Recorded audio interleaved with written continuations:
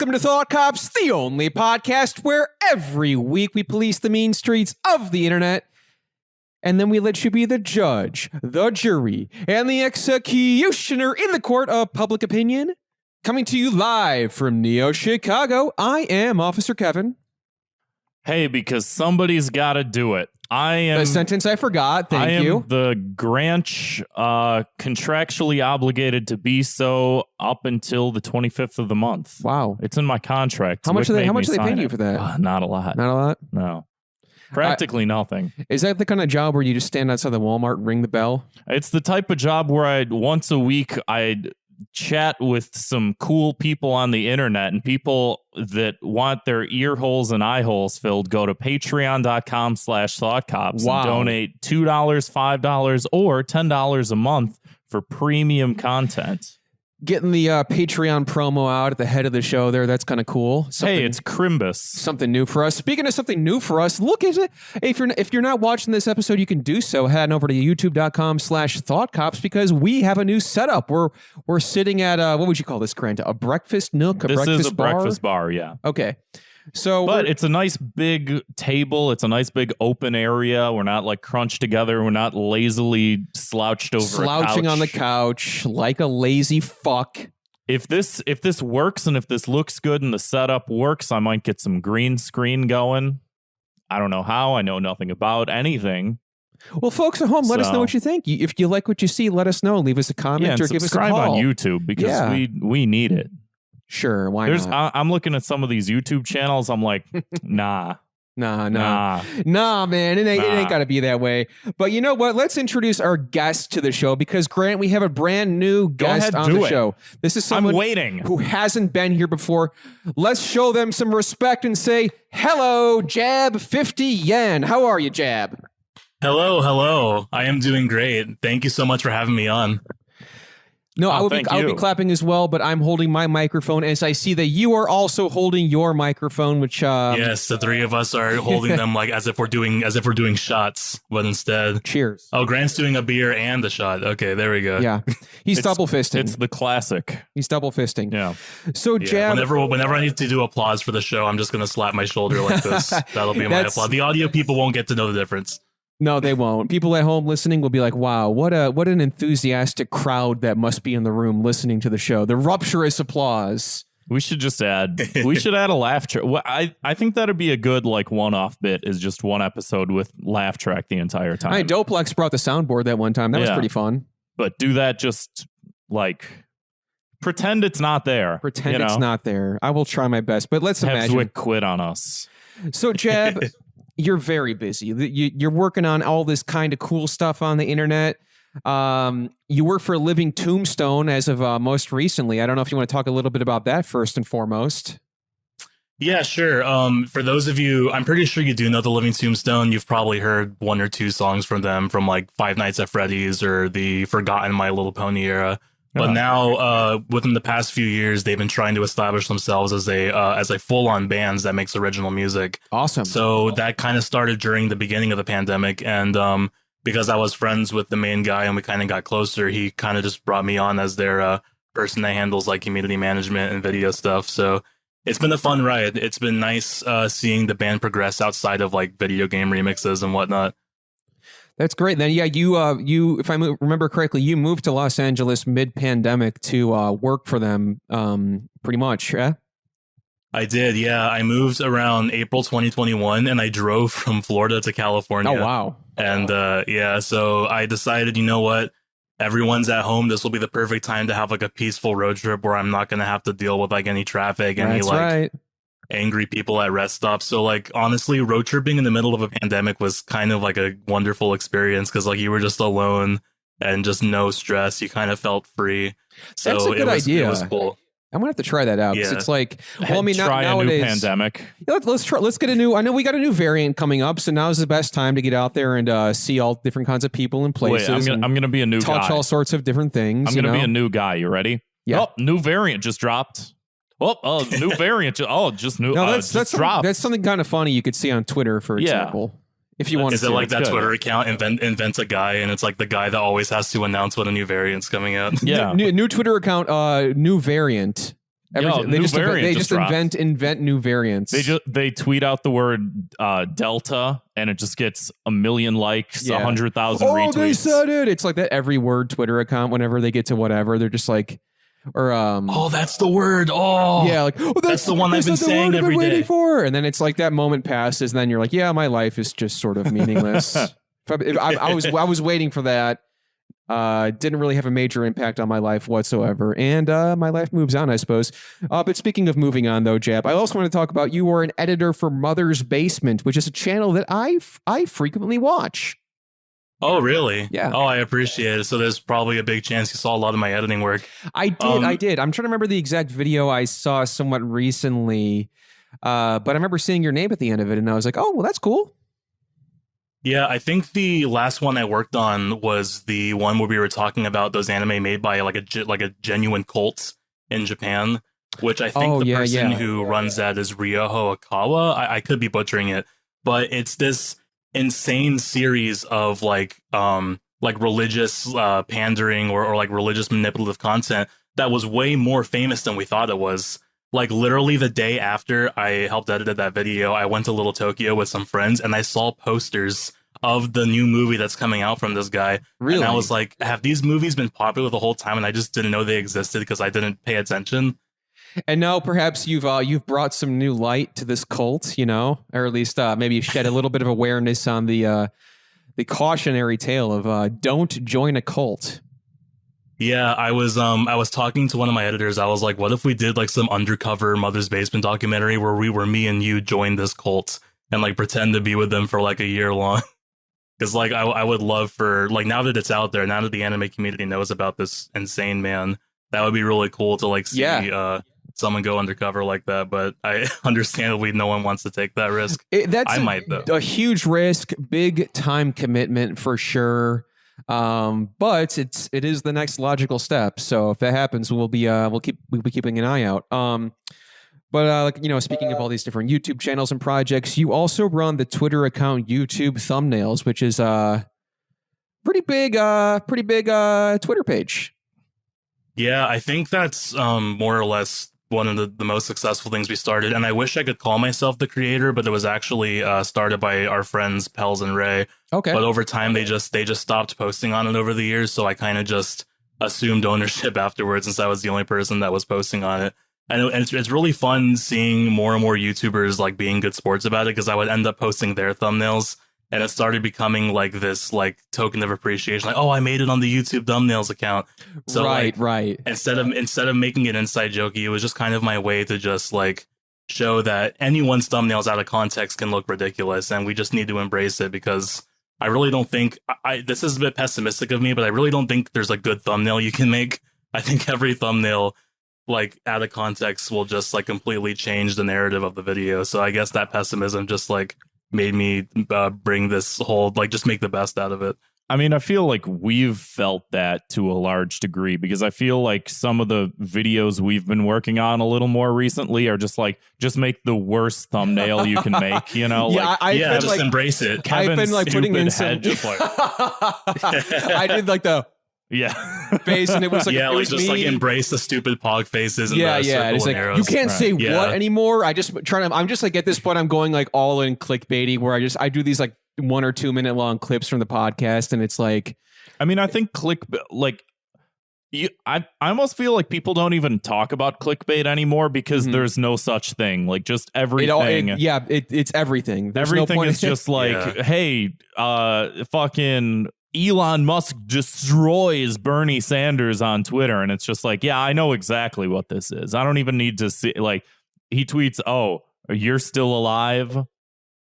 Yeah. 1 million likes, 500 billion retweets. The title has to be like, Elon Musk said what about Bernie Sanders? Right. And like, my favorite gimmick is like, my favorite thing that one of your guests did one time is Hack the Movies, where he like, like circle and points at stuff that isn't even there. It's just like a blank sky, which is nothing there, like nothing significant. It's like things you miss, and it's like, it's just a sky. What are you doing? Right. Like, I love bits like that. Yeah, if nothing else, it's like an interesting social experiment to see like how to get people's attention and how they kind of react to stuff, because it's like, if this is how things are now, you might as well have some fun with it. Right.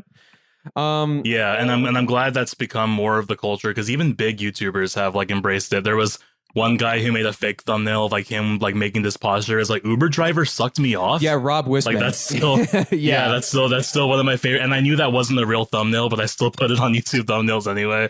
Yeah, it was just my like appreciation that people are like being okay with the joke.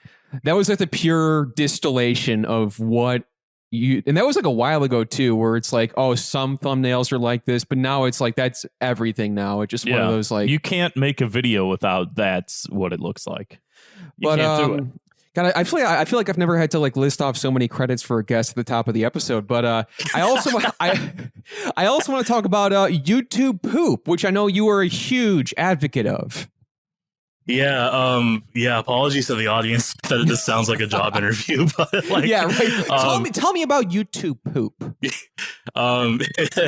YouTube poop is something I've been involved with since I think late 2009, 2010, and it's basically just recreating like existing shows or existing movies and songs and giving new context to it. Mm-hmm. Most of it immature because we were kids back then, so we just wanted to have SpongeBob say I'm gay, or just or just have like other cartoon characters say slurs and whatnot. It's evolved immensely since then, but that was really the whole context. I wish there was a deeper, more impressive story, but it's really just kids trying to like put their imagination to work when they saw something. It's like, wouldn't it be funnier if they said this instead of this? Yeah. Right, it's kind of like lol so random humor, but I would be lying if I said I didn't spend a lot of time watching a bunch of those like Mario and Zelda CGI cutscenes. Those are like the quintessential. Those like, are gay Luigi. Gay Luigi. My brother and I used to watch those. Like, and it's just like, why is this so funny? I'll still like.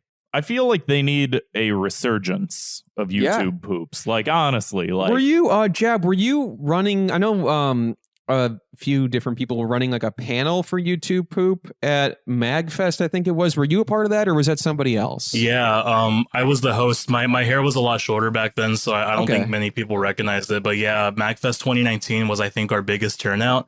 And I don't know if you can notice, but compared to the other panels, we're like the only one where we're like a half an hour long, while everyone else's was like an hour and a half long.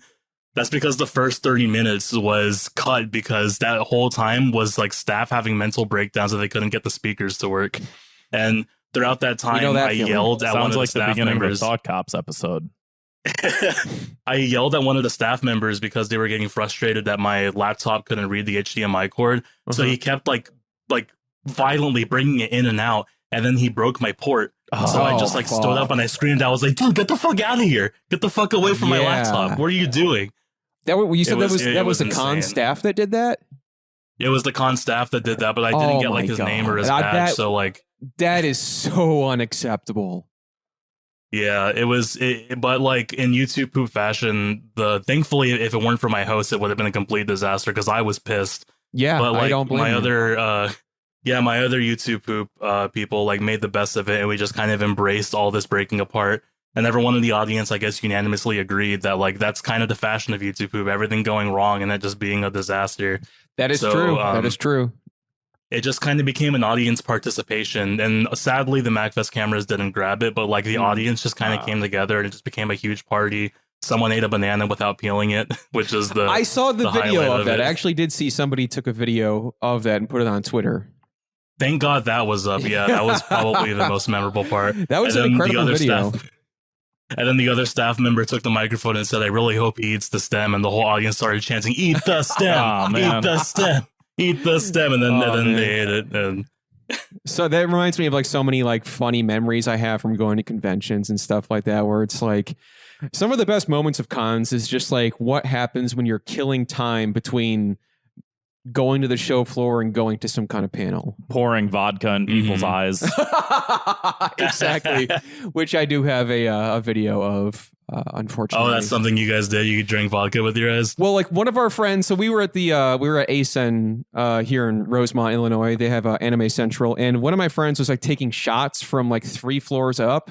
So like people were like pouring alcohol from off the balcony of the hotel, and like we were, below, and my one friend was like just standing below, like like his mouth agape, and they're like, do it, and they pour the vodka off, like they're just pouring it from like 3 floors up, and then he just starts screaming, and he's like, my eyes, somebody get me a paper towel, and we're all just like laughing, like it just took like enough time to like register like what had happened before we could like, oh yeah, get him a paper towel. Well, yeah, he's in pain. But Jab, last thing I want to mention here before we get through the very important part of the show, which is our guest credits, is Funny Rave. Yes, Funny Rave is our most recent project, so that's an appropriate one to end off. Funny Rave started when our friend Ivy Holly-Vana's concert got canceled in Orlando, like right as soon as lockdown happens.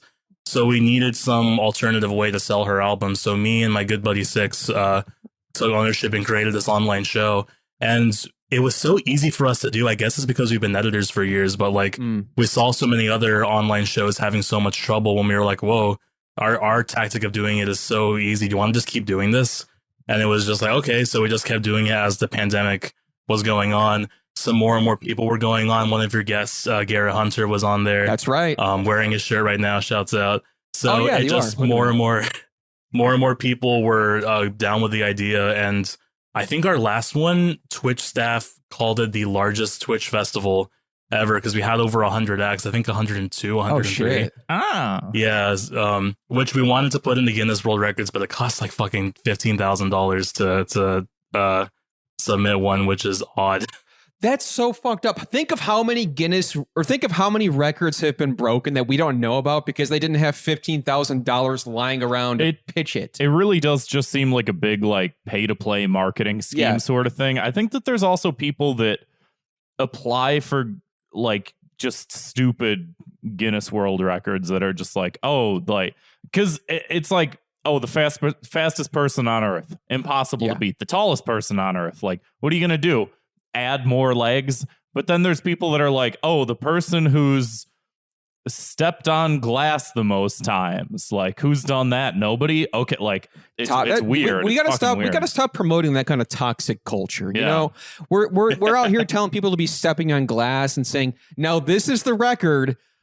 Everyone out there, let's see if you can beat it." And it's like, don't be stepping on glass. Don't be stepping. Yeah, do better, Guinness. Do better. Nikocado, Glassocado. Yeah, well, that.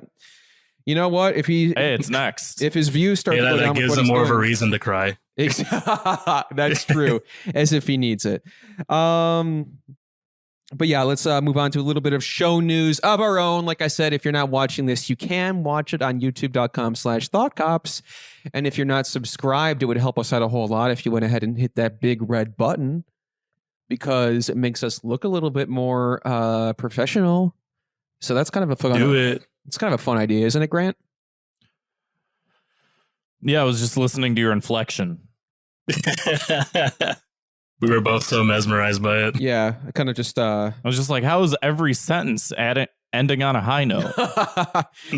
Let's see what else here. What else? Twitch.tv/ThoughtCops. We're streaming all kinds of fun Trying crap to do once a week. I think you're going to do Thursday this week, and which that'll be last week. That'll be in the if past. You're listening at home. But yeah. You'll have missed it, but that's all the more reason to hit that little heart button. It's in the future for us now, but let me tell you that if you're listening when this comes out, it was incredible.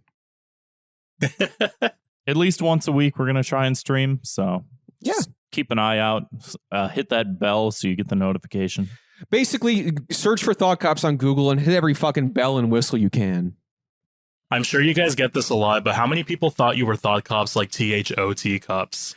Like, do you get that a lot? That was earlier on, I feel like. Yes, definitely. That was a very 2017, 2018. I feel like every other guest we had on the show was like, I don't know if anyone's ever said this before, but have you guys ever thought of being called Thought Cops? And it's strange that you mentioned that too, because like our last episode was reviewing episode 1 of the show. Oh yeah. And so it's sort of like this whirlwind of like, oh yeah, that happened. Oh yeah, that happened. Oh, they're bringing it. Okay. Well, I'm glad I at least didn't suggest it. I just wanted to know how often you guys heard it. True to form at the very least. Because I remember I was telling my girlfriend, oh, I'm gonna be on Thought Cops, and she was like, Thought Cops? What?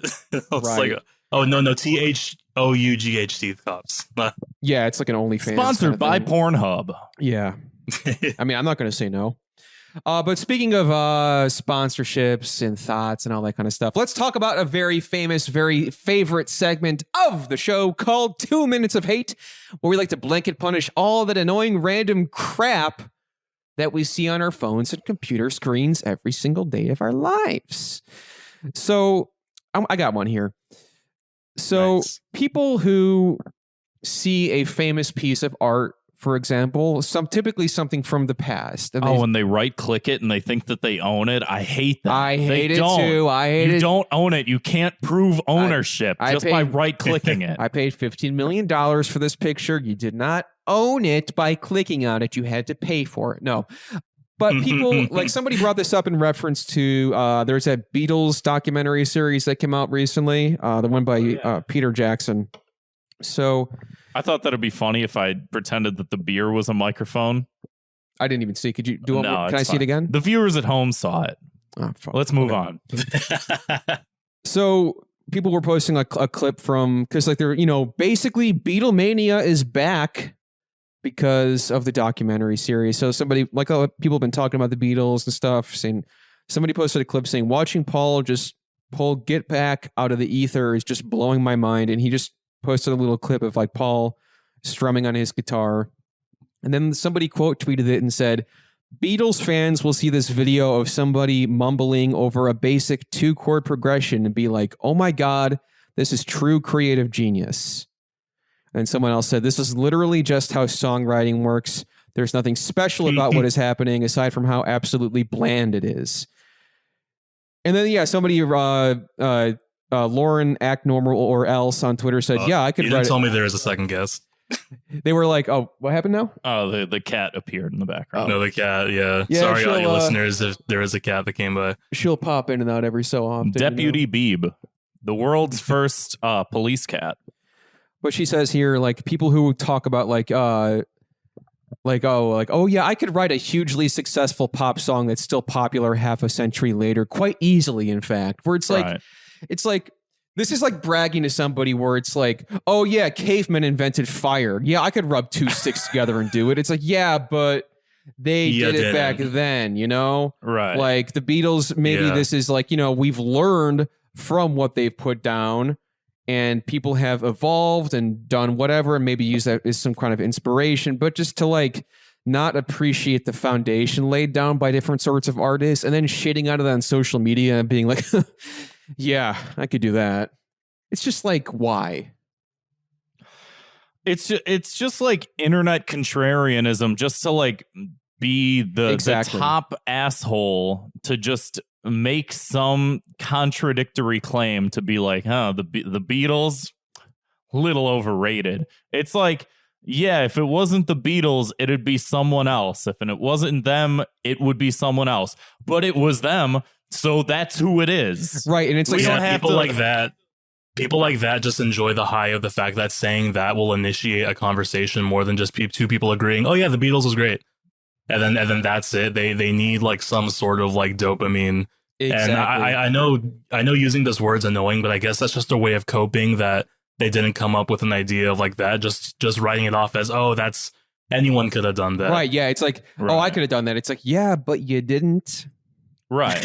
It reminds me of this passive aggressive documentary that came out in 2007 called My Child Could Paint This.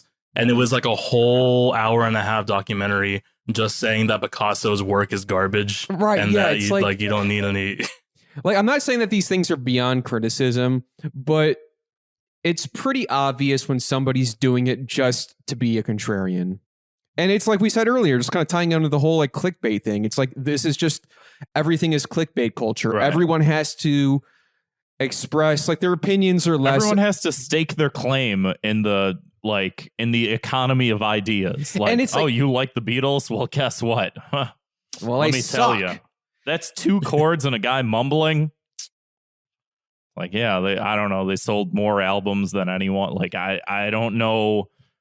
I feel weird justifying it because it's like, if you don't like them, then just don't like them. But it's like downplaying one of the most popular musical groups of all time is just like, it's just like stupid. It's just like, do something else. Just be like, yeah, I don't know, John Lennon hit his wife, and people could be like, yeah, you're right.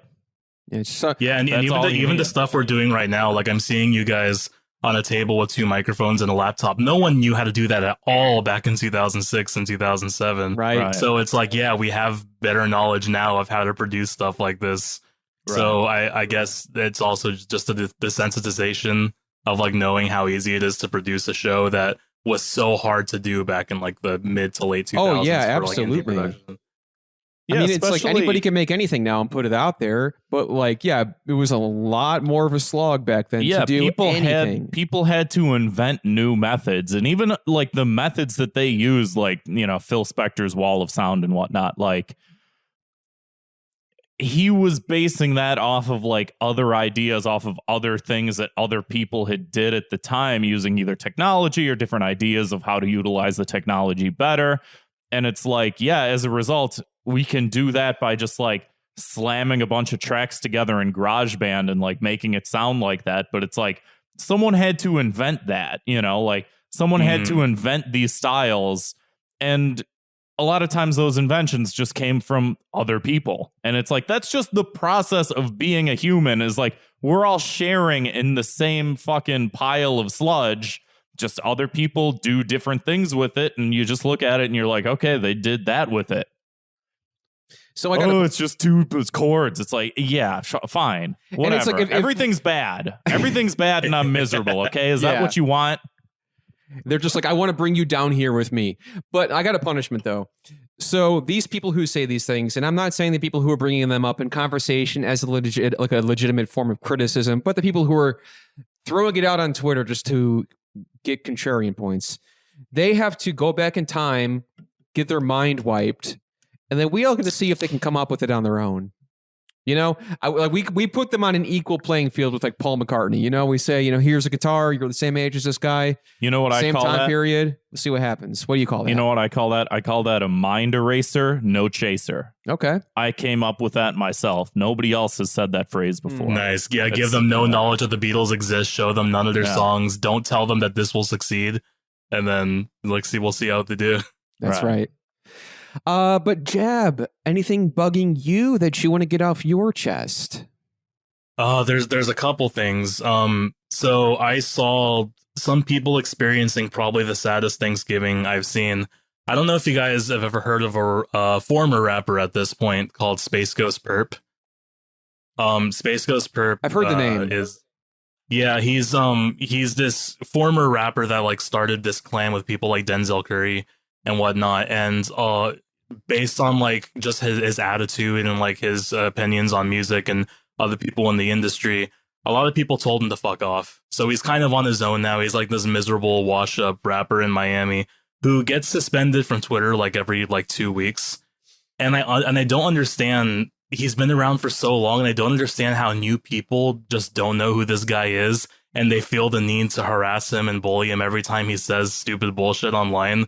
And it really just made me think there are so many personalities online that are like this, who like we just have to accept they won't change, just leave them alone. But I don't know if it's just a generational thing or just people that want to continuously fuck with this guy. But I don't understand why people still feel the need to like think that they can own him, think that they can school him on him just saying like a bunch of terrible, like admittedly terrible shit, but he's saying it to himself. He's saying it to an echo chamber that we all can just ignore. And during Thanksgiving, I woke up to him just saying awful shit like, oh, during Thanksgiving, your girlfriend is getting railed by her favorite male family member, for real, for real. And it's like, okay, that's terrible, but you can leave him alone. He turned off replies, and this is just a wash up who's talking to himself. But everyone still felt the need to like try to cancel him that day. And I'm like, is this how you're spending your holiday? Just like schooling someone who doesn't give a fuck? Like, leave him alone. You're beating a dead horse. So I don't know if you guys ever experienced that with other people. It kind of reminds me of the kind of personality type reminds me of Viper, I think his name was. Yeah, Viper. Like somebody who would just like pop up and constantly be just putting out this like content in droves over and over and over and over. Like I don't remember his belief system, and I also don't really care because if it's out there, I haven't seen it. Right. And I don't think anybody else seems to care, so it's whatever. I do wish that, like, this is something that I feel like is not built too well into the internet, or at least into our minds in relation to how we use the internet. But the ability to not pay attention to things is impossible.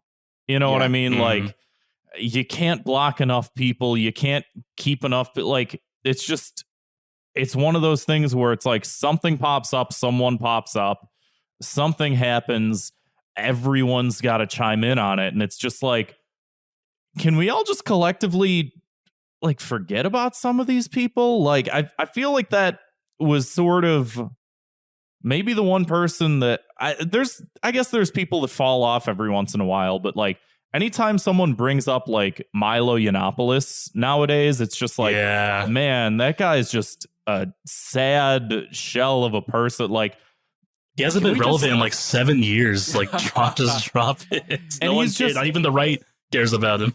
And he's just like this sad person that goes on like Catholic television to be like, yeah, conversion therapy works. I'm feeling great right now. And it's just like, could we just like all forget about, like, it's like it's weird because it's just like I don't even want to pile onto the guy anymore because he's just like not even a person anymore. He's just sort of like a existence that exists out there somewhere, and it's just like, why even engage? Why even bring it up on a internet radio show? You know, for right? Yeah, huh? Everyone's Googling Milo right now. Like, what's he up to? Yeah. Oh, guess what he did? I'm so fucking mad. No, but it's like you mentioned people like Milo, people like Space Ghost Perp.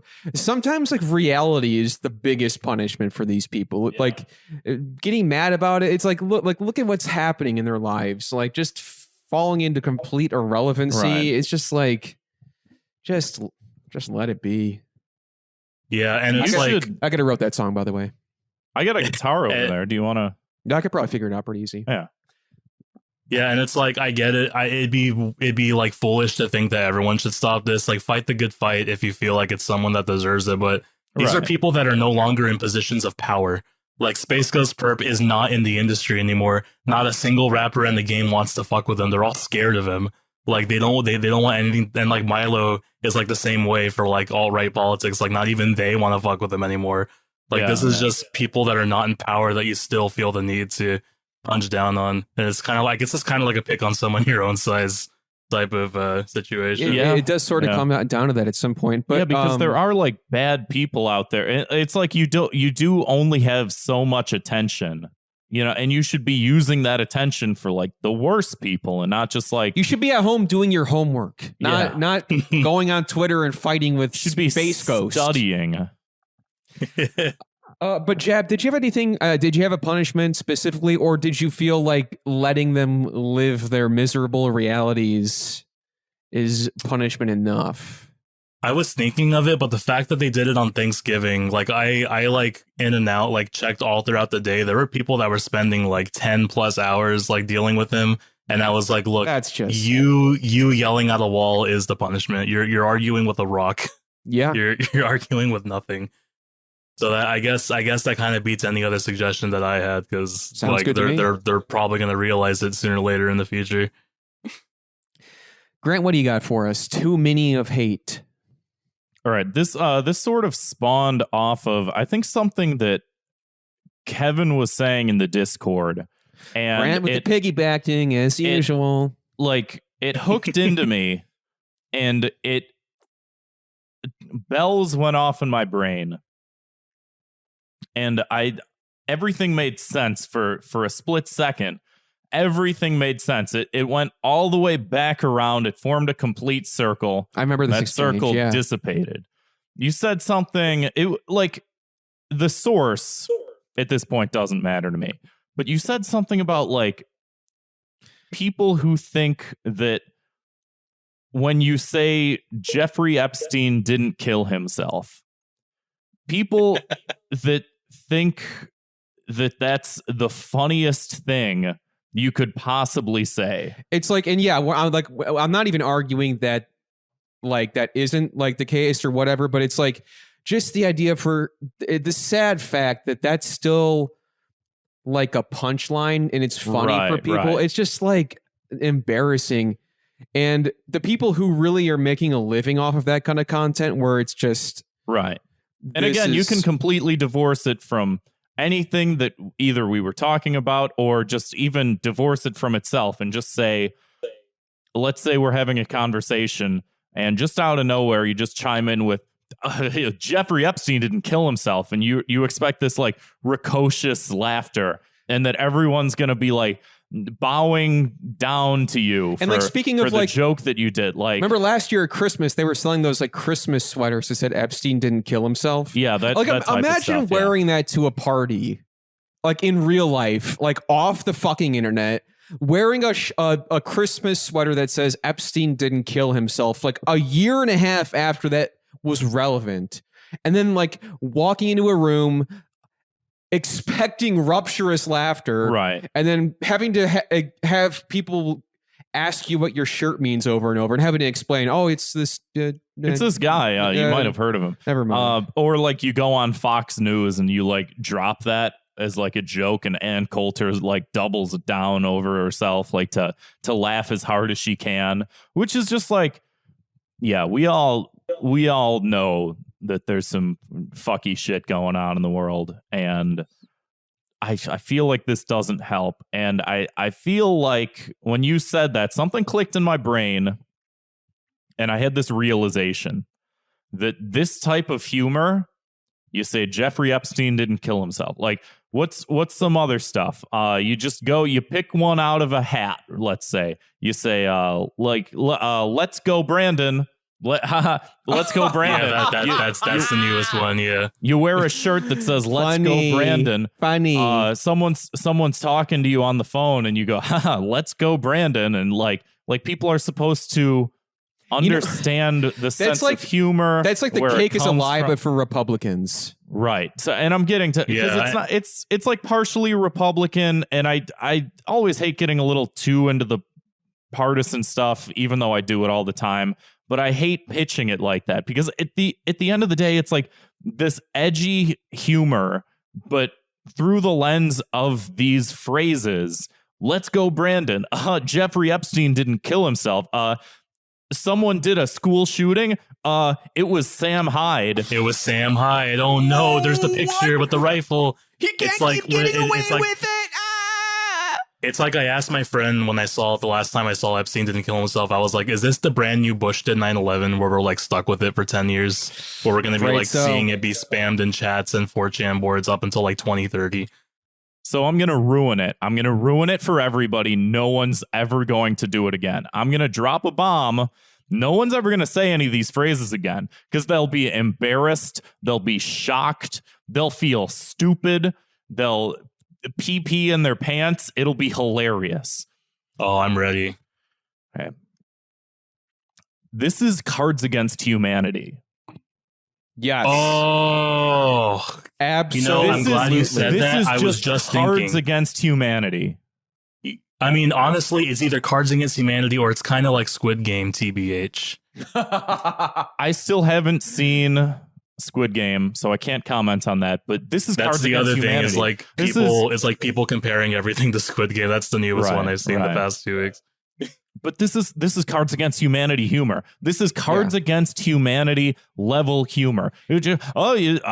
Which card did I draw? Epstein didn't kill himself. Yeah. Did I win? No. I got one really funny here. It's Pepe the Frog. That was mine. The hell, dude. Yeah.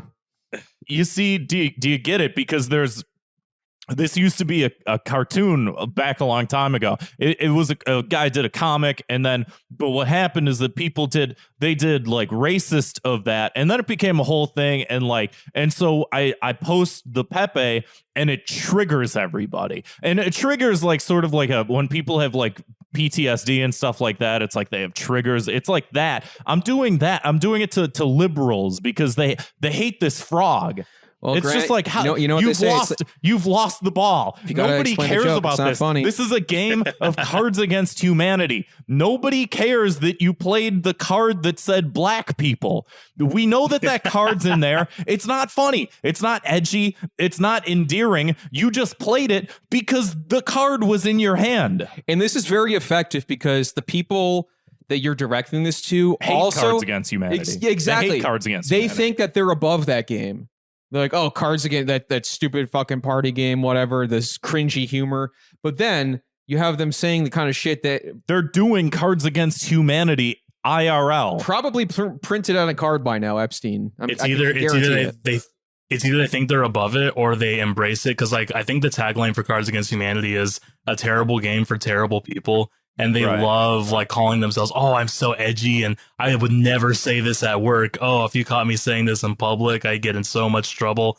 Like, I also think people who like that humor also love degrading themselves, being like, oh, I'm such a piece of shit, terrible person. Yeah, it's like a badge of honor. Let's go, Brandon. Yeah. Because it was a NASCAR thing and people were saying fuck Joe Biden, but really the announcer said, the interviewer said, oh, they're saying let's go Brandon. And now like in order to not trigger people, you say let's go Brandon. And you see it's funny because it triggers people because the liberals they hear let's go Brandon and their steam comes out of their ears like it's a cartoon. Guess you had to be there. And I had the card in my hand and it fit the prompt and I put it down and everyone clapped and I won the round. I won that white card. I got to take it. I got the points. I won the game. Let's go, Brandon. Jeffrey Epstein didn't kill himself. I'm very good at the game Cards Against Humanity. So everyone stay tuned for Thought Cops Plays Cards Against Humanity. That should be an episode. Yeah, we'll end up doing a stream of that or something. We should make our own cards. Yeah. Let's just what's that website? Pretend You're ZZ. Is that the website where you can create your own cards? So we'll do like a 2 minutes of hate edition or some shit. That's not a bad idea. Okay, yeah, we're ripping on the idea. And then now we're thinking about how to capitalize on it. Whatever. Because we have no morals. No morals when it comes to this. What's your punishment? To make them watch you guys play Cards Against Humanity. Yeah, here's the punishment is you have to sit down and play the fucking game. If you say those things, you have to sit down and play around? Yeah. Yeah. Yeah. At the next family event or group gathering, like it almost like an intervention. Like, Thanksgiving was last week. We're all regrouping after we got more holidays coming up. Your family comes up to you and they're like, listen, we heard you say let's go Brandon at the dinner table. I'm sorry to do this, but we're all very worried about you. And they bring out a box of Cards Against Humanity and you sit there and you fucking play it. And you just like read the whole pack. You gouge your eyes out because of how painful like it is to play that game. You got to go through every last card. You got to understand. You got to play an entire game. You have to understand how cringy you sound. I wonder if there's any people that are like, oh, he's just really upset that I say let's go Brandon. Like, I mean, maybe. Who cares? Here's me saying the non-edited version. Fuck Joe Biden. I don't care. Nobody cares. Nobody likes Joe Biden. He just I don't think either side likes Joe Biden. So why would that be controversial to say anyway? I thought it was funny when he ate ice cream. That's kind of cool. Yeah, it's fun. It's funny when he goes, "Come on, man. Come on, man." I wish Corn Pop was his vice president. Oh boy. Sure wish you licked my finger. Speaking of licking fingers and corn pops, if you haven't listened to Thought Cops before, every week we investigate the internet's outrage-inducing news stories, and then we sentence each perpetrator to a cruel and often somewhat unusual punishment. So, Grant, I got to talk about this. This is, I say this, everybody, I say this with a heavy heart. You should get that checked out. And I'm going to. Please don't bring it up on the show. I just violated HIPPO. You did, and I'm going to report me to HR, which is Zwick. That's right. and he'll handle it. But I want to let everybody know, if you haven't heard already, Jack Dorsey, Jack Dorsey, aka @Jack, has resigned from Twitter. He stepped down from his position at the top of Twitter. And I want to read a little bit of his resignation letter here. All right, my voice might crack in between this. Hello, team. Oh, sorry. Oh. My long beard was caught in my mouth when I was trying to talk. Oh, damn. Yeah, a little bit farther away there. If you guys see what he looks like, he has a really long beard. Santa? Close. It says, after almost 16 years of having a role at our company, from co-founder to CEO to chair to exec chair to interim CEO to CEO, I decided it's finally time for me to leave. Why? Gee, I wonder. It sounds confusing as fuck. How many job titles does this guy need? This is all useless crap. It's a good thing. It's all useless crap. It's a good thing he's a billionaire, because it turns out that he actually does work 2,000 times harder than everybody else in the company. So he deserves all the money that he gets. He's the best poster there is. He's had all the jobs. So everybody's always adding him. Yeah. There's a lot of talk about the importance of a company being founder-led. Ultimately, I believe that's severely limiting and a single point of failure. I have worked hard to ensure this company can break away from its founding and founders. There are 3 reasons I believe now is the right time. My language arts teacher in school growing up would have been like, this is not how you start a paper. Yeah, you don't say here's 3 points, and then you go the first reason is this, and the second reason is this, the third reason is this, which in conclusion, I'm not how you do a paper. And just because you are really punishing the audio listeners here, just like not reading it. I was gonna say, just because of that, I'm not gonna read it because he doesn't understand. All cops are bad. Watch the YouTube channel if you want to see this, or just go on Jack's Twitter. Go on his Twitter if you want to read the whole thing. If you really give a fuck about this. So he says, we'll have an all hands meeting tomorrow. This already happened. Until then, thank you for all the trust you've placed in me, which nobody liked this trusts guy. Him. Nobody. And for the openness to build that trust in Parag and yourselves. I love you all. So Parag is he's the guy who's becoming the new CEO. Right. Yes, an all hands meeting to jack off Twitter. Nice. There you go. It's a little Easter egg for everybody who was @ing him. So he says, it took me like a week to come up with that joke. He says, P.S. I'm tweeting this email. My one wish for Twitter Incorporated is to be the most transparent company in the world. Hi, Mom. Kind of pretending he's not a robot. He's less of a robot than the other guy is. That's true. So, What is that picture of him on his avatar? Like, is that some deep fried like profile shots of him? Like, I've always been confused about what the hell his profile picture is. I guess so, yeah. This is pre-beard, and yeah, it's a little deep fried. It's a little crispy. You know what? That kind of like actually feels like it's in line with the sort of YouTube poop aesthetic. It's got this like weird zoomed in effect on it. It's like he's just standing there. It's like the Mr. Krabs meme. Right, yeah. I remember my friend Weed Hitter on Twitter got suspended, and then like shortly afterwards, Twitter started like using that deep fried brand for all their stuff. And Weed Hitter was like, "Oh, so you suspend me and you steal my brands? Okay, I see how it is." That's the worst. Like stealing the shitposty like internet anarchist like designs. Fuck that. So he's still tweeting though a little bit. He hasn't left the platform. He's simply left his position or his 13 positions at the company. I saw, not that I seek it out, but you know how these websites work, how they just like show you just dumb shit and you're just like, I wish I hadn't seen that. But I saw, and I'm sure that this is like a prevalent viewpoint, is that I saw Candace Owens tweeted out. I wish that I hadn't said that. Candace Owens tweeted out, he should join Parler. That'd really trigger the left. And again, it's like, nobody likes this. Nobody cares. Go join Parler. There's like 100 people on there. They got like, Jack. I don't even want to use Twitter. Okay. I just this is do all it bad. For the show. You take him. Do everybody on Twitter just go to Parler? I don't care. Wouldn't make a difference to me. I'm not triggered. I do have a punishment though.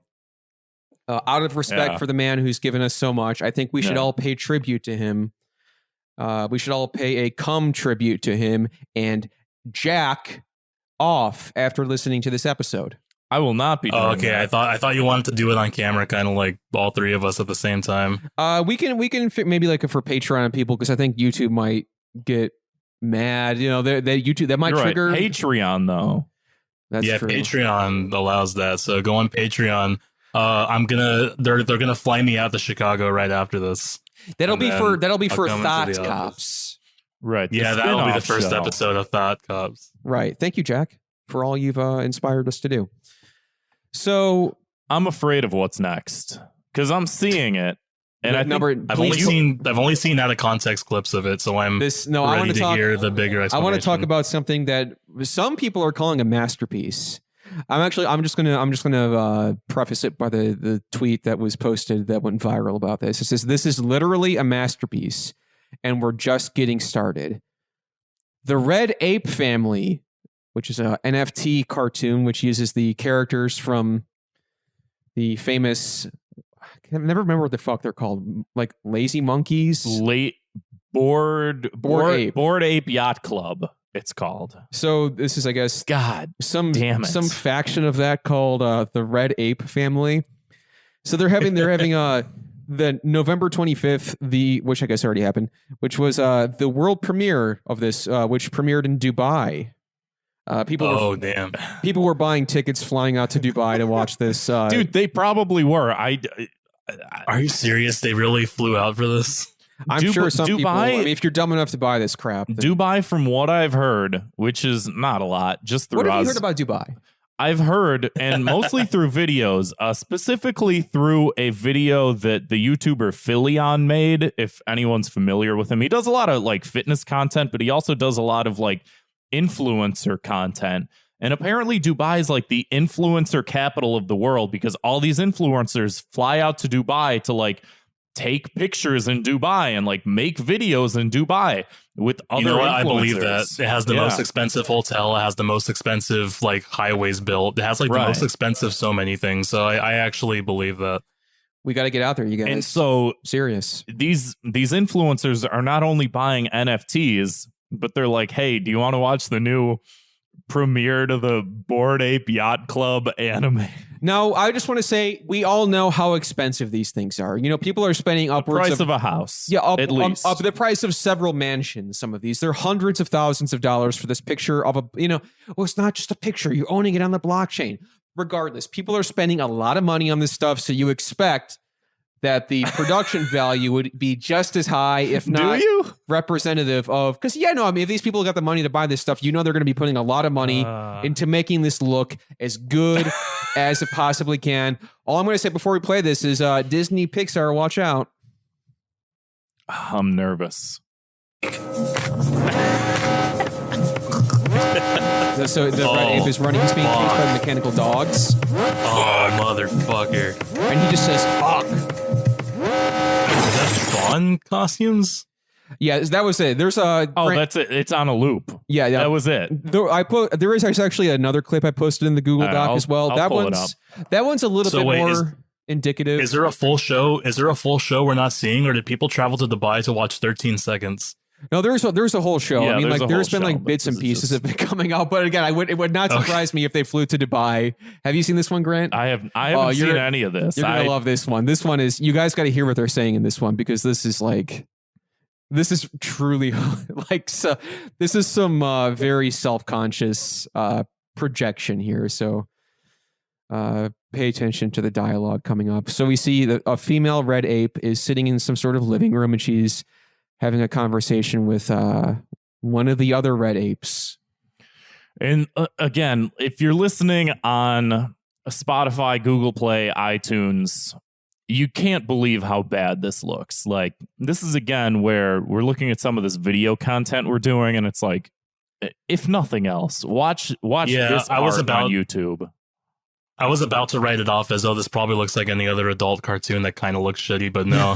It somehow looks worse. It straight up does kind of look like Aqua Teen Hunger Force. Like, no shame to Aqua Teen Hunger Force, but like you for something like this, you would expect it to look a little bit better. You want to hit play on this one, Grant? What you need to know is that it actually is worth more than the entire city of Paris. Including the Eiffel Tower movement. Yes, including the Eiffel Tower.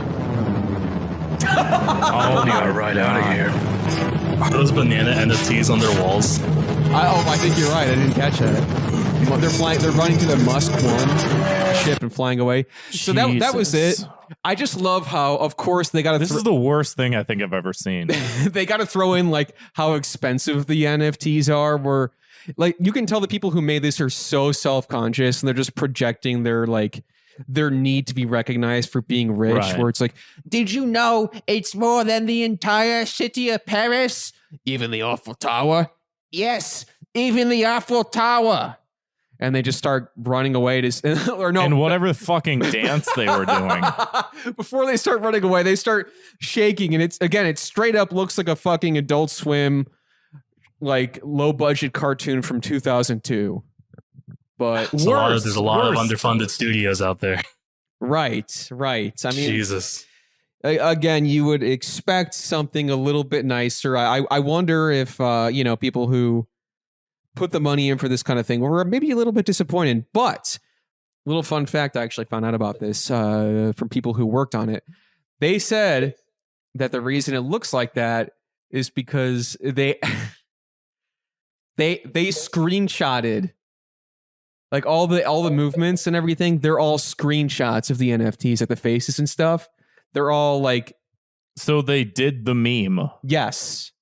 They took everyone's screen caps and animated it frame by frame like that? Is that what you're saying? They right-clicked and because of course you can do this if you own it, but. Right, of course. They right-clicked and they saved as and they used the screenshots. So they're basically, it's like stop motion. They're just using the different screenshots of the apes making faces to like talk. Because I was going to say, this doesn't even look animated. Right, it just looks stop like motion, yeah. Speaking of Space Ghost Perp, this looks like Space Ghost circa 1994. I'll say, though. Yeah, I went there. Stop motion is, at the very least, people put a lot of time and work and hard work and effort into stop motion. And this is shameful. It is pure crap. I'm like, half of me is hoping for eventually like everyone confessing that this is a diabolical plan to like throw a middle finger to everyone that invested in these NFTs, but that's probably not going to happen. Again, they're gonna fuck themselves over, which again is a fair. It's already happened with how many of these NFT companies have just taken money and ran. Like, right. The punishment here is instead of flying to Dubai, you can just torrent this on Pirate Bay. You know what? I'm going to torrent this, and then I'm going to just drag it into the recycle bin. I was going to say, like, take out your hard drive and just, like, run a car over it. Yeah. Goodbye. Yeah. Goodbye. Just for extra spite. But, Jab, earlier you had mentioned Squid Game. Squid Game is taking the world by storm. And I think that everybody who watched Squid Game on Netflix was like, no spoilers, please. They were probably thinking, what if Squid Game in real life? I think my minimum wage job is Squid Game, So to all those people out there, I am living Squid Game in real life. But because it's about society. It's not about a game show. The thing about that though is these people like Mr. Beast, who is, I believe, a very successful YouTuber. I've never heard of this guy. All I know is he sells hamburgers, and he has a YouTube channel. That is all I know. Probably should know more no one if really I do a show about the internet, but I don't. No one really knows how he got rich, but I do give him a little bit of credit that he does give like half of his income away. So good for him.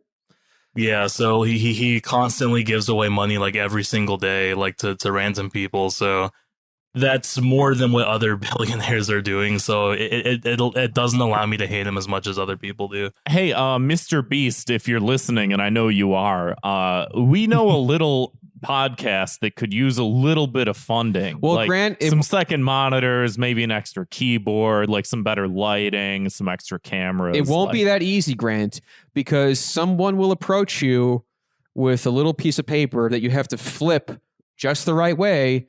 And if you do, you get an invitation to a certain island where you can play the Squid Games. Oh.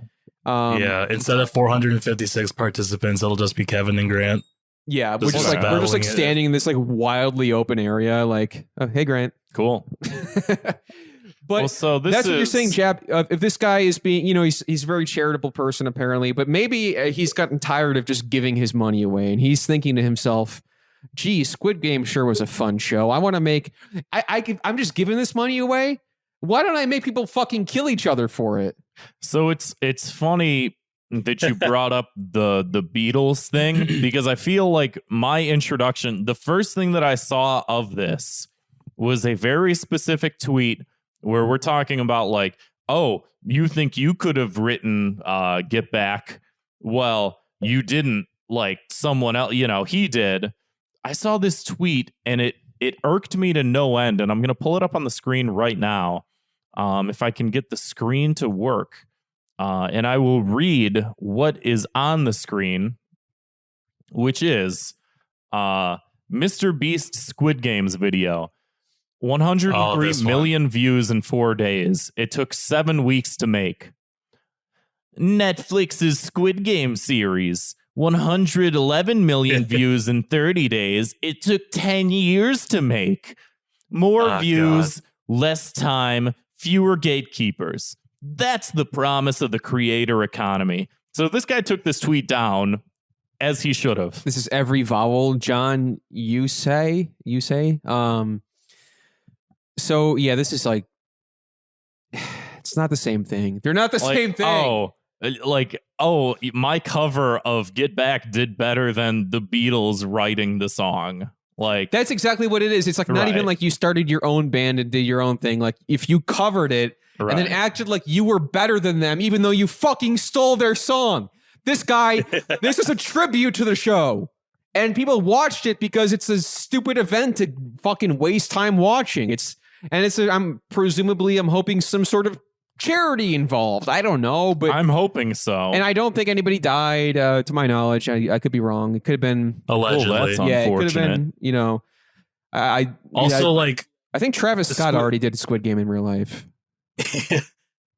I remember someone said, "Congratulations, Travis Scott, for your second Battle Royale event." But also, God. Squid Game is a fucking show for adults, and Mr. Beast's demographic are children. So yeah, the less gatekeeped option for kids to watch is going to get more views than the one hidden behind Netflix parental ratings. Of course, no shit. Yeah. Here, kid, have an iPad. Just watch YouTube all day. Also, they're gonna just watch this over and over, and then you Netflix. You can only watch the just for kids section. Right. Yeah. So when a kid sees this video, he was like, "Oh, Squid Game. My parents watched that. I'm not allowed to watch that, but I can watch this." My good friend Mr. Beast, who gave me $2 one time, is hosting it. So let's look at it. Jab, do you know by chance at all? Do you know how long the Squid Game video is? It's 25 minutes. I decided to watch it a few days because everyone wouldn't shut up about it. So I was like, you know what? If you can't beat them, join them. I'm thankful that one of us did. So thank you, Jab. Thank you. Because it's fine. It's all right. It's inoffensive. He did what he did. He gave money to the winner, but he also gave smaller amounts of money to the losers. So their time wasn't wasted. It was way less offensive than I thought everyone was perceiving it as. Well, that's good because the very idea of it feels very clickbaity, but it's admittedly a little tone deaf, but yes, more than a little. But I kind of don't care that much because someone was gonna do it. Someone was gonna make this. I love the comparison of numbers because it's 110 million people watched a 20-minute long video. The other how many episodes are on Squid Game? Squid Game? 8 or 9, I think. Squid Game. 8 or 9. Squid Game. Squint Game. I don't know. So instead of watching 10 hours of content, they watched 25 minutes of it. Like, great comparison. Good stuff. Good job. And I'm also so sick of gamers going, what, Squid Game? You mean Splatoon? Sick of that shit. Oh, should I not be making that joke anymore? No, please. This is our first time we're punishing one of the co-hosts. This is an intervention, Grant. Oh, man, I got to play Cards Against Humanity. Mm-hmm. This sucks. It's coming, guys. Dot Cops Edition, Cards Against Humanity. I'm not above it. I'll say it right now. But let's punish. Who are we going to punish here? Are we punishing Mr. Beast? Are we punishing? I don't know. I feel like I hated on the tweet more than I hated on the video. I haven't really seen the video. That guy, John Yusei, I'm probably butchering the name, but I don't know what he does. He has to do his own. What's another? We have to learn who he is. What's another popular show he could do in real life? That would be like bad. Netflix's You, where the protagonist is a serial killer. Yeah. Something like that. Trying to think of something else. I don't know. The Sopranos in real life. I don't fucking know. How much time do we have? He can do Seinfeld in real life, so people can start calling that show problematic in 30 years. Could we do one more story? We are a little crunched for time. Because you said Sopranos in real life, and CNN just suspended Chris Cuomo. Well, we could do it really quick. Oh no! I just wanted to really make that segue. I don't really care to talk about it. Chris Cuomo abused his powers to, I guess, investigate the accusers of his brother. Because we talked about they were calling each other meatballs on CNN, and we played that segment a long time ago on the show, and it's like, well, he got in trouble for it, so he got offed. Oh well, he's swimming with the fishes, as they say in Squid Game. But let's move on to a very different part of the show. Something nice, something swell, something cool. For a change, Thought Cop's Key to the City, where we like to give our key away to Neo Chicago to something we saw that we liked. Ending it on a positive note. Yeah, you need a chaser after all this crap. To. So my key to the city goes to the Twitter account and Instagram account HCNone. It's HCNONE. I put the link in the Google Doc, Grant, if you would like to pull that up for me. This is a lot of clicking, but I'll manage. This is just a Twitter artist I've been following for a while on Instagram and all that kind of stuff too. But they post a lot of cool, anime inspired artwork. But mostly, I think that they're famous for just drawing pictures of anime girls eating hamburgers. So you're looking at most of the retweets here, Grant. You got to go to the media tab. I'm just the guy that does the clicking. So click on that one. Click on that one. Click on that one. I am the one who clicks. See, you got a lot of cool faces there, and then of course I think I saw right below that was the all kind of just a lot of cool stuff. So see, look at that little Chainsaw Man fan art. Give them a follow if you'd like. HCNone.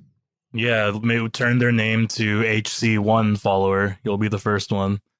Yeah, I think they're actually going to be continuously updating that as soon as they get more and more followers. Jab, do you have anything positive you want to get off your chest? Anything you want to share with the class? Anything positive? I don't know. I'm just a really negative, pessimistic person. It's easier to be pessimistic. I know. It can just be you saw a cool YouTube video or a new channel or a friend's doing a project and you want everyone to check it out. I got invited on this cool podcast called Thought Cops. Oh, good. So, gosh, thank you. Yeah, so I guess we can talk about that if you want. Yeah, go ahead. Hold on, Thought? Is that like a porno thing? Thought Cops? It's like I feel like you guys getting that is like whenever we say YouTube poop and everyone thinks we're making scat porn. So I never put two and two together, but I could definitely see if you talk to somebody unfamiliar. I didn't know people. So you know what that's my positive thing is the fact that you guys knew what our content was, and not just assuming that we make scat videos or assume that our content is bad and outdated.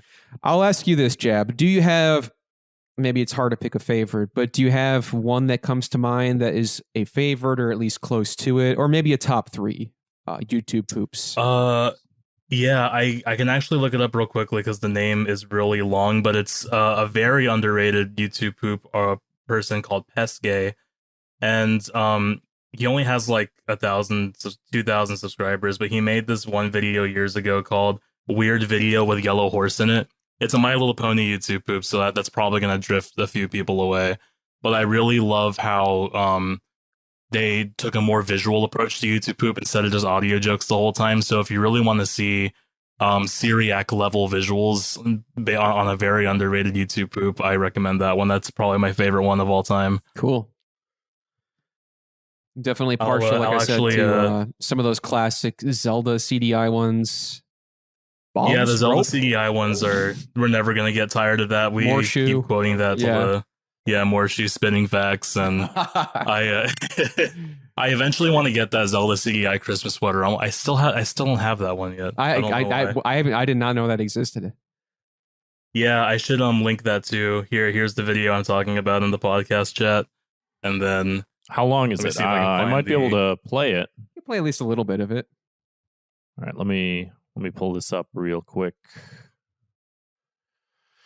I'm just going to say a couple things so that there's no silence. Acknowledging the dead air is the first step to recovery. That is. You acknowledge it and you move past it, because that's what they teach you in radio school. I'm assuming. I'm assuming too. I'm going to hit play on this. They also tell you to say you're going to hit play every time instead of just hitting play. So this is kind of cool. It's like and the craziest part is oh, sorry, go ahead. No, I really like, you mentioned like they definitely go off with the visuals instead of just like repeating of the words. This almost feels like a music video. Yeah, and what blows my mind is a lot of people, so a lot of us use Sony Vegas to make YouTube poops, and Sony Vegas as a video editor tends to get mocked in so many editing communities as the piece of shit program that crashes all the time. But like, you really cannot make stuff like this anywhere else except Vegas. Premiere doesn't have options like this. Final Cut doesn't. Like, Vegas is like the most friendly to experimental shit like this, and that's why I think I'll always use it, even for like my professional stuff and my YouTube poop stuff. It's fucking great. You can't make shit like this anywhere else. Yeah, because I was just thinking the other day, like, I'm like, people don't really seem to use Sony Vegas as much anymore, but if there's like certain specific benefits to it, that's pretty cool. So yeah, one more time, Grant, if you want to scroll down and see who the user is. It's Pesgay. P-E-S-K-E-H, and the video's called Weird Vid with Yellow Horse in It. He's not wrong. Yeah. Content warning ponies. But that was a big part of our community, whether we like it or not. You know, I'm not a brony, and I still enjoyed the video. So hell yeah, that should be a testament. Yeah, it's pretty good. My key to the city this week. So it's going to start on a low note, but then it's going to rise or drown in its own shit. I'm sure all of us that are Twitter users for a week were inundated with this stupid picture of two dudes on a bus. Yes. I'm actually surprised this wasn't on 2 minutes of 8. Well, so there's a trajectory here. So one of these guys is looking out the wrong window, and he's looking at the rocks, and he's looking all sad and scared and lonely. Well, the other guy, he's got a big old grin on his face, and he's looking happy. It's all about perspective. It's some bright mountains, and it's all about perspective. And people were memeing on this for some reason, and they would say like, "Oh, the left picture, Pablo Honey. The right picture, OK Computer." These are jokes. These are what jokes look like. Jab, I don't know if this is making any sense to people. I want to explain to everybody out there at home. The reason that's funny is because the guy who looks sad on the left, he has the bad thing above him. Right. And then the person who looks happy on the right, yes, he has the good thing above him. Right. It's kind of a rehash of Drake going like this to the first thing and then the second one like that. It's kind of like a rehash of that. It's just another fucking comparison meme. I am truly baffled to see so many people fall for this stupid crap every fucking week. But so this meme, garners some attention. It makes the rounds. Like a lot. I'm surprised. Like I'm surprised too. But so someone points out, they say the creator of the original image everyone knows by now is a Brazilian cartoonist with 600 followers. Perhaps a little retweet and a follow could be a nice way to repay him. And so this guy now has 11,000 followers. Wow. His name is Ganildo. Okay. Maybe to spell this one out. You go to your Twitter, you open it up, and it's @ and it's GENILDORONCHI. Again, audio listeners, you fucked up. Watch the YouTube version just to get the Twitter at. And so it's cool because I do feel like a lot of these images just get like passed around and people are just like, oh, here's my stupid take on a stupid image. But it's like, it's nice to see a guy get some credit for some stuff, at least he made it. I don't blame him for any of this. Right. It's not his fault. He didn't start it. It's a good message. I remember seeing Tim Heidecker say something once about how irritated he gets sometimes about how people are like, oh, you're the free real estate guy. Right. And he's like, yeah, I also did a lot of stuff I worked really hard on. And right. I got like multiple TV shows you could watch if you wanted to. But yeah, free real estate. Free real estate. That's me. That is him. But no, that's awesome. That was quite a twist. I'm really glad he got a following from that, because that never happens when someone's work becomes a meme. And I hope that does remain to be the case from the future from now on, because like I said, all these things get, obviously they get kind of annoying, but nobody really seems to stop and care where they came from. They just go, oh, how can I make this about me? Right. How can I, what can I make, what's my little spin I can put on this? Which I guess that, that's just how people communicate right now, or just in general. It's not the worst thing in the world. It's just a little bit irritating. But I hope that from now on, if we see things like this, that we have no idea where they came from, we can now point to the origin and say, give that person a little bit of credit. It's the least you can do. It is literally the least you can do. You could not do any less. But let's move on to our Thought Cops Word of the Week. Jab, this is the educational portion of the show, which we'd like to... Oh, show's educational. This is like Sesame Street for adults. Yeah, this is like the part where you learn Sesame Street, they had like a letter of the week or letter of the day. This is a Thought Cops... We know our letters. We want to put them together and make sounds. We assume our audience is smart enough to know the alphabet. So we're moving on to words. So this week's Thought Cops Word of the Week is bubble grunge. Now, this is a term I saw post because everybody's posting their Spotify Wrapped. Yeah. It was like, oh, here's your year in review. And then people kept getting, it's like categorized by genre. And people are like, what the fuck is bubble grunge? And how did I listen to this much bubble grunge? You don't want to know. So I looked it up. Bubble grunge is a label that rock critics used in the mid-90s to describe a genre of music which was poppier, like bubblegum, version of the harder sound of the alternative or grunge genre, which had prevailed in the early 90s. Representative groups include Collective Soul, Bush, Third Eye Blind, and Matchbox 20. Bubble grunge. Yeah, and like, Jesus. I mean, I don't use Spotify, but I did start hearing about this word because like everyone collectively today actually started posting their Spotify wrap-ups. Right. Hey, today I learned I'm a bubble grunge fan. I never knew. Bubble grunge, bubblegum crisis. Everyone just loves that word. Bubblegum in a dish. How many pieces do you wish? I haven't thought of that rhyme in like 20 years. Probably because we're in our 30s. Yeah, that makes sense. Do kids do that nowadays? Do they still do the same things that we did? I think they're on their iPads and they're playing Among Us and they're playing Fortnite. And they're not doing that. Oh, that sucks. And it wasn't great. That's what's wrong with this generation. They're not doing enough bubblegum rhymes. Yeah. Yeah, sus was our word in the YouTube Poo community, and you stole it among us. Fuck you. Yeah. Nah, I'm kidding. You guys can have that word. I don't care. But Jab, I'm going to let you have this. This is our segment of the show where the guests can plug everything they got. I know I mentioned all the kind of cool stuff you're working on at the top of the show, but let our listeners know where they can find you on any of the platforms they can search for. Sure thing. I'm Jab50Yen pretty much everywhere. Jab50Yen on Twitter, Jab50Yen on YouTube. You can check out the projects we're working on. Living Tombstone, as if a band that big needs a plug. Mother's Basement, then YouTube Thumbnails is the account that I'm running, and Funny Rave. Funny Rave is a new project that we're working on, so if you like music and if you're bummed out you can't go to concerts as much, we usually make up for that. But yeah, other than that, same name pretty much everywhere, and I'm really happy to be here again. Thank you guys for thanks so much for me coming. Yeah, thanks for coming on. I've been meaning to ask you for a while. I know we've been following each other on Twitter for some time, and we have a lot of similar connections and interests, so it just made perfect sense. Now I can feel included.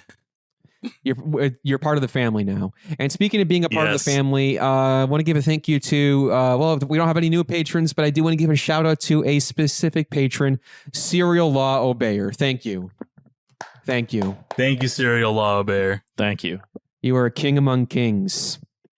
And if you want to be on the list where we mention your name at the end of the show, you can head on over to patreon.com/thoughtcops and support the show. We got all kinds of extra bonus content, hours and hours of bonus content you can find on there, like the episodes of Fire Bros we did. As a Christmas present, get a loved one a subscription to patreon.com/thoughtcops. What is this? Hopefully they listen. Like, what is this, some kind of porno thing? Yeah.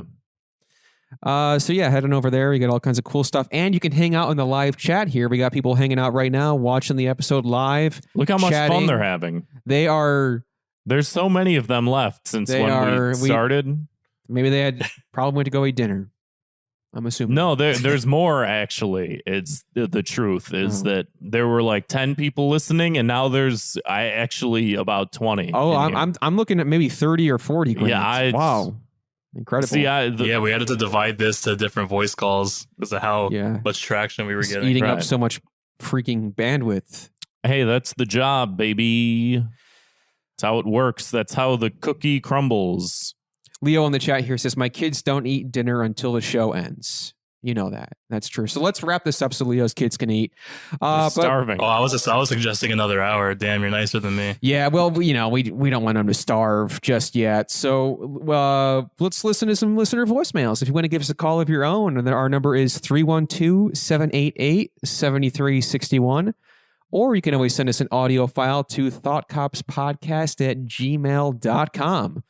So without further ado, let's hit it. Hey, Thought Cops. This is Deputy Danny Boy. Danny Boy. Calling in for the first time in a while. Yeah. Danny Boy. I'm listening to your most recent episode with Zwick, and you keep saying text to speech. Yeah. Now, that really doesn't make sense to me. It's speech to text. Yeah, right? That's what it's called. You talk into it, and then it creates a text. All right? So that made me want to die. And then, most egregiously, Kevin called it Kaminsky Park. Oh, boy. When you were talking about the crypto arena, the new name for I didn't the even catch center. that. He called it Kaminsky Park. Kaminsky. It's Comiskey. There's no N. Comiskey. Right. And then Grant was right. He was right when it went to U.S. Cellular, then Guaranteed Rate Field. But Kaminsky. Cash for Goldfield. What a joke. Kevin, it's like you don't even know anything. It's true. All right, love the show. Bye. Oh, thank you. Thank you, Danny Boy. Thank you for the mean. Thank you for that clarification. Yeah. We thought you hated us for a second.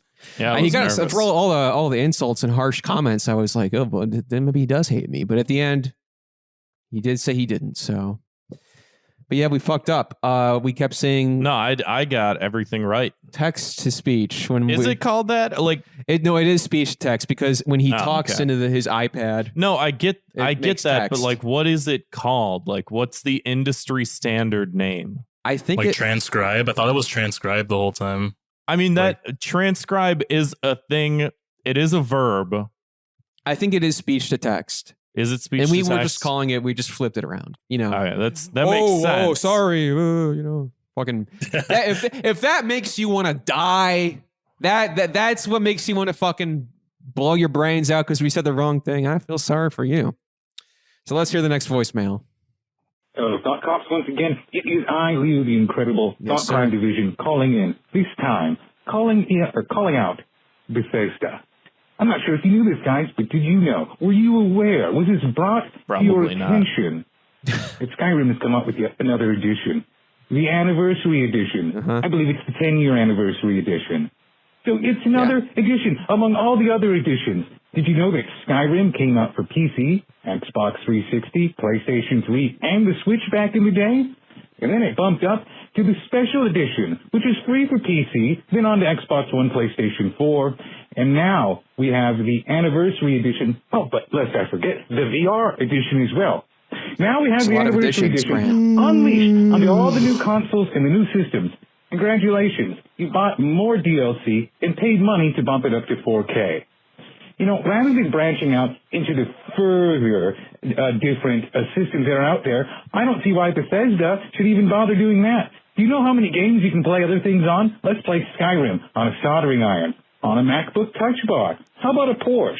How about a printer? And how about on your thermostat? Take that, what about Bethesda. one of those old school out calculators? Skyrim that's 10 years old and charging people to play it on a modern system. Yeah. It's a pathetic thought crime. You know what? I'm so angry. I'm moving on to intellectual things, more broad things to stimulate the mind. Gentlemen, I hope you have a great day. Thank you, Leo.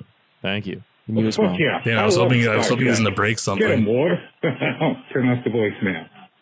No, make them listen. Star Trek is awesome. Oh yeah, he's going to the Star Trek well again. But no, I think Leo because he previously called in and complained about when Rockstar pulled the original GTA 3 off their stores because they were selling the remaster version that nobody seems to like. And then he called in, he complained about it. We released the episode. Guess what happens? They put it back on the storefronts, and then they said they're fixing the remaster. So I'm thinking we got some industry plugs listening to the show, and Leo knows that. So he's thinking that he's got somebody at Bethesda. He's in somebody's ear at Bethesda when he calls into Thought Cops. But I got a simple answer, Leo. I got a simple answer. That only one man can pull off, and his name is Mr. Beast. Skyrim in real life. Because we've seen you can do it. Skyrim, like after all, there's so many. It'll only take you 5 weeks to do. And guess what, Jab? You know it's going to get more views and more updates. Yeah, why play a whole video game when you could watch a 5-minute video? Oh yeah, exactly. Like if it's shorter, it's better. Makes me sick. Shorter, better. Cover better than original. Makes me sick. I love how Grant's commentary for most of that was just like 2 audible yawns. Just like, I mean, he's saying what we're all thinking, but you know, Leo, we do appreciate it, and I do hope that we can see some actual change. Let's hit the next one. In radio school, they tell you not to hit the next one. Oh man, so like you know how like those Twitter Spaces are like really easy to make now. Yes. At first I was seeing nice things like Quran, read along. Twitter Spaces. But now it's like it went from like, you know, people reading Quran, they're talking about sports, which is normal, to fucking a bunch of crypto shit, which of course. And now it's just like weird racist stuff like what is it? White people. I'm having a hard time kind of hearing. And then what else was in there? I'm having a hard time hearing. You know, why black people exist. This is why we don't do Twitter Spaces. Zwick came to Chicago, and with him he brought a Yeti mic, which he graciously, out of the kindness of his own heart, donated to Nico for her podcast. Very kind. And I said, hey, maybe you could use this to record a voicemail and send us that. But instead, she podcast@gmail.com. She's leaving phone. She's giving us phone calls, leaving voicemails where the phone is clearly still in her pocket. Well, I think she thinks it's a grenade that, like, you know, you take the pin out, you throw it. I mean, with the kind of thing she's saying, you hit the call button and you throw the phone, and then you leave an entire voicemail. completely. People think the blue snowball is a bomb, and when every time I brought a blue snowball to the airport, I got stopped at the TSA every time. Really? Oh my god. Yeah, they would like take the blue snowball, like, what is this? Would you like to explain what this is? And I had to like plug it in and have them like talk into the microphone to prove to them it was a microphone. That's crazy. I mean, you could fit a bomb inside of one. Sure, like a grenade or something small.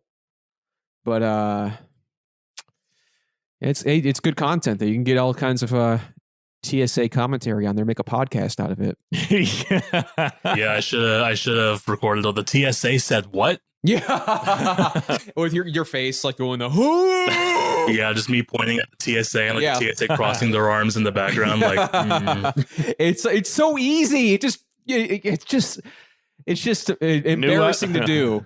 New episode every couple months.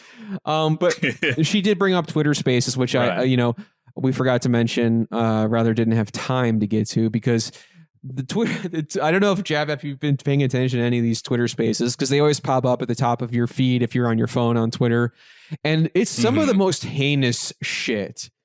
Like the moaning contests and like UK versus US. That's what it started off with. But like then it turned into like just spaces for like bigotry of all kinds. Like there was like straight up race wars happening at the top of your Twitter feed from people that you have no idea who they are. Like I don't follow any of these people, but it's like, come be a part of the conversation. Like white people are better than black people, or black people are better than white people. There was stuff like that, or like why women lie or why men lie. Like it was all these like I don't know if the whole purpose was just gain a reaction, but I would join them out of curiosity. And people would go on genuine rants, and I was like, I have to leave. I don't want my followers to think that I'm like in this conference, because it notifies all your followers when you're up there. It does. And it's like, oops, I better get the hell out of here. Well, I'm so glad that they got rid of fleets to replace them with the race war. That's what I'm saying. And funny enough, after like the Spaces was a colossal mistake, a colossal disaster, Jack steps down the next day. Like after there was a straight up race war happening on Twitter for like 12 hours straight, Jack's like, yeah, I'm going to hand this off to somebody else. They can handle it. Yeah, you mean after they genocided all the white people? It's happening, folks. Yeah, it's one down. I'm joking. One anyway, down. I think we have one more. I think we do too. Hello, Thought Cops. First time, long time. Howdy. Just wanted to say you guys are doing a great job providing content for us, especially me out here delivering groceries and whatnot. Loving the Discord so far. That's amazing. If anyone isn't on it, get on it now. Link in the description. Got 2 minutes of hate for you guys. Oh. It's Betty White. Uh-oh. Her as a person, but also the people that are just like, oh my God, she's going to turn like 100 years old and we must protect her at all costs. It's like she's not the end all be all of entertainment. Humanity. Or, your grandparents deserve this amount of respect. And it's just comically horrible how lauded she is. And I mean, she's like the groundhog. Like she comes out once a year, we laugh at, some dirty word she says or something that, an old person shouldn't be doing. When in reality, she's been around long enough. I bet there's some sort of incriminating evidence, like an inward tape on an obsolete format, like a wax cylinder or something, that we can't unearth. So she's kind of untouchable. I have no idea, but it's just so basic and stupid. And I mean, go call your grandparents and love them instead. I mean, they're probably going to die before she is. So joke's on you. I don't have grandparents. Instead, my punishment, I'm not sure what the punishment is. Spin the wheel, make the deal. Love you guys. I'll talk to you later. Peace.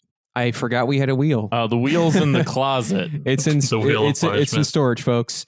But I'm glad he brought that up because it is very like normie. Betty White has like been this sort of like meme figure for a while, right. And it's like, she like you said, she comes out, she says something like absurd or like obscene or something, and it's funny because he's like, haha, old lady said, she said the word fuck. She said bad word. Yeah. I got a punishment for you. He said Betty White's 100th birthday is coming up pretty soon. I'm thinking Betty White gets a Twitch channel and she streams her and the rest of the Golden Girls who are still alive. I don't think any of them are. Just her then, playing Cards Against Humanity. Right. And then she's sitting there pulling cards and like 100 years old saying something like, a fart in a glass jar. What? Did she just say that? She's old. And she said she's fart? Supposed to be precious and pure. She said fart. No. So I think that seems appropriate. It's sort of like the same kind of target audience anyway. Rush Limbaugh's soft, shitty body. I love that. Betty White said, what? There's 2 Cards Against Humanity cards that I have memorized. And it's the one. She pulled what card? It's the one that says black people. Actually, I was at a party once and a bunch of people were playing it and someone like played the one that said black people and some guy just like ripped it up and it was the funniest thing. It wasn't even his game. My God. He was just my God. He wasn't even offended. He was just like, this game's fucking stupid. This is stupid. He just ripped the card up. It was the funniest thing I've ever seen. And then the other card that I remember is Rush Limbaugh's soft, shitty body. And it's like, wow. Got him. That is, yep. He'll never recover. And he hasn't. He's dead now, folks. He's not coming back. Thanks a lot, Cards Against Humanity. You killed him. Speaking of not coming back, that brings us to the end of our listener voicemails. If that inspired you to give us a call, I recommend doing it. If it didn't, you should anyway. 312-788-7361, or you can always send us an audio file to thoughtcopspodcast@gmail.com. And if you want to support the show, throw us a few bucks. Like we said, head on over to patreon.com/thoughtcops. If you're Mr. Beast, we'll gladly take a couple million should suffice. Couple thousand, couple million. Yeah, that's pocket change to you, Mr. Beast. And we are not above participating in any sort of Squid Games to get that money. So, well, I haven't seen it, so I don't know what this entails. I've seen it, and I am saying right now, I will do crazy shit for that money. Thank you to Jab for coming on the show. So happy to have you on finally. Yeah, thank you. Yeah, thanks so much for having me on again. Had a great time. Can't wait to see this when it comes out. Absolutely. Yeah, anytime. And thank you to all of our wonderful listeners hanging out in the chat or anybody listening when this comes out on the apps. And we'll see you next time. See you, Space Cow.